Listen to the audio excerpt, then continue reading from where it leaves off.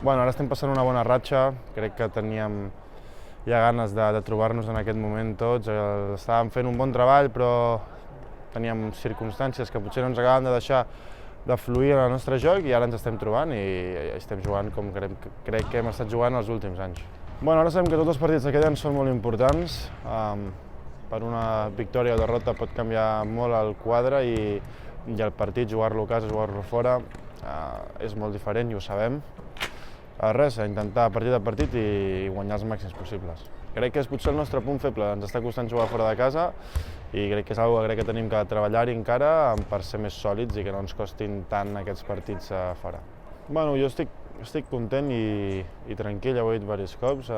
Sembla que estic fent bé la feina, però tot està vinguent junt. Jo estic jugant bé, però l'equip també ha fet un pas endavant i em sembla que crec que molts jugadors han fet aquest pas endavant que ens estava faltant aquesta temporada i l'equip s'està notant moltíssim.